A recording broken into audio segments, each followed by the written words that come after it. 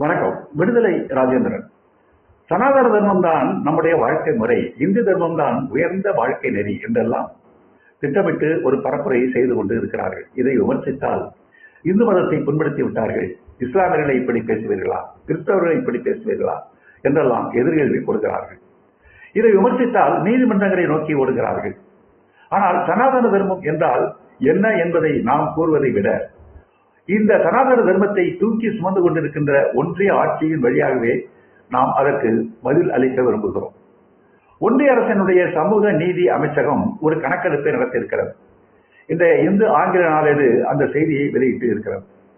அந்த கணக்கெடுப்பு 28 மாநிலங்களில் 3000 நகராட்சி மாநகராட்சிகளில் எடுக்கப்பட்ட ஒரு கணக்கீடு, ஒரு சர்வே. எதற்காக எடுக்கப்பட்டது? உயிருக்கு ஆபத்தான செப்டி டேங்க், மலக்குழிகள், சாக்கடை குழிகள் இவைகளை சுத்தம் செய்கின்ற, இதிலிருந்து வெளிவருகிற நச்சு காற்றை சுமந்து உயிருக்கு ஆபத்தை விளைவிக்கக்கூடிய இடி தொழிலான இந்த தொழிலை செய்கின்றவர்கள் யார், எந்த சாதியினர்?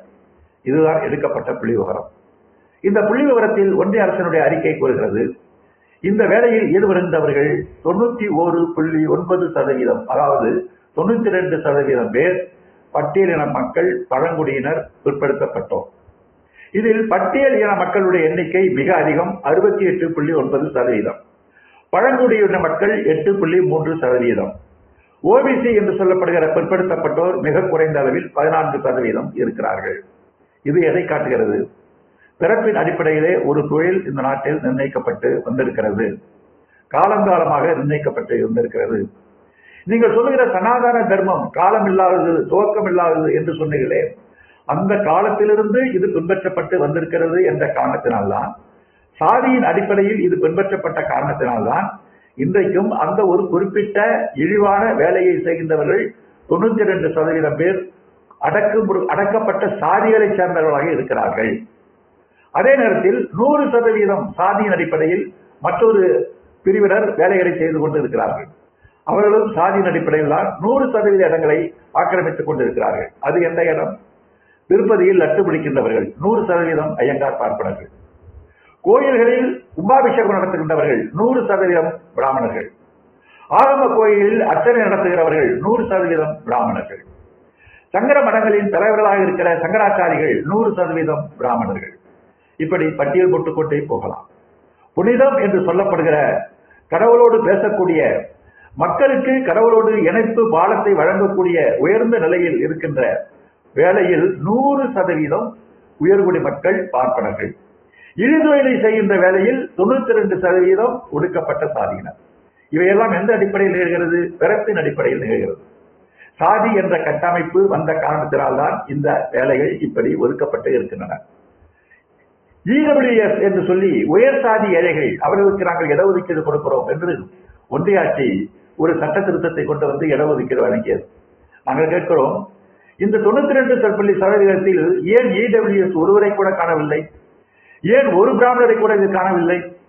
இதில் ஏன் இத்தனை பேரும் ஒரு ஒடுக்கப்பட்ட சாதிகளாகத்தானே இருக்க வேண்டும் என்பதற்கு என்ன அடிப்படை? எப்படி வந்தது இந்த நிலை? நீங்கள் சொல்லுகிற சனாதன வாழ்க்கை, நீங்கள் சொல்லுகிற வேத தர்ம இந்து தர்ம வாழ்க்கை வாழ்ந்த நிலையில்தான், அவர்கள் அந்த அமைப்பு உருவாக்கிய கட்டமைப்பில் தான் இந்த இழிவான நிலை இருக்கிறது. இதை நீங்களே இப்போது ஒப்புக்கொண்டு இருக்கிறீர்கள். உங்களை பார்த்து நாங்கள் கேட்கின்ற கேள்வி, இதுதான் நீங்கள் பேசுகிற சனாதன தர்மமா?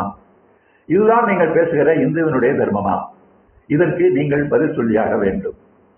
சனாதன தர்மை பேசுகிறவர்களும் வேத தர்மம் பேசுகின்றவர்களும் ஒரு கேள்விக்கு பதில் சொல்ல வேண்டும். பிறப்பின் அடிப்படையில் சமூகத்தில் இப்படி உயர்வு தாழ்வு கற்பிக்கப்படுகிற ஒரு முறை சமூகத்தில் ஏற்றுக்கொள்ளப்பட வேண்டுமா? யாராவது ஒரு சங்கராச்சாரியோ, யாராவது ஒரு சங்கியோ, யாராவது ஒரு பாஜக தலைவரோ, அல்லது யாராவது ஒரு பார்ப்பன சங்க தலைவரோ, அல்லது சனாதன பெருமையை தூக்கி கொண்டு ஓடி வருகின்றவர்களோ, சனாதன தர்மத்திற்கும் சாதிக்கும் தொடர்பு இல்லை. சனாதன தர்மத்திற்கும் வர்ணாசிரம தர்மத்திற்கும் தொடர்பு இல்லை. சனாதன தர்மம் சாதியற்றது. அப்படி சாதி இருந்தால் அதை ஒழித்து விடுவதற்கு நாங்கள் தயாராக இருக்கிறோம். இந்த சனாதன தர்மத்தை சாதிய கட்டமைப்பில் பேசுகிற புனித நூல்கள் எதுவும் புனித நூல்கள் இல்லை. அது காலத்திற்கு ஒவ்வாது, செத்து மடிந்து விட்டது.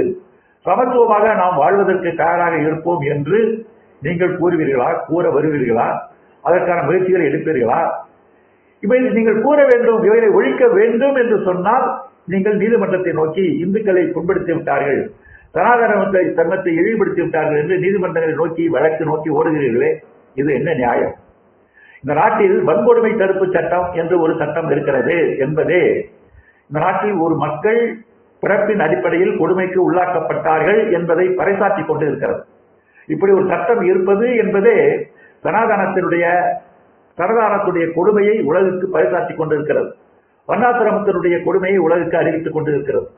ஆக இந்த சட்டங்களையும் இந்த கொடுமைகளையும் ஏற்றுக்கொள்கிறீர்கள். இந்த மலம் வெல்லுகின்ற ஆபத்தான தொழிலில் ஈடுபடுகின்றவர்கள் ஒடுக்கப்பட்ட சாதிகளாகவே இருக்கிறார்கள் என்பதையும் உங்கள் ஆட்சியினுடைய புள்ளிவரமே ஒத்துக்கொண்டிருக்கிறது. உயர்சாதிக்காரர்களுக்காக ஒதுக்கப்பட்ட தனி தொழில்கள், புனிதமான தொழில்கள் அவாழ்வுக்கு மட்டும் இருக்கிறது என்பதையும் நீங்கள் ஒத்துக்கொள்கிறீர்கள்.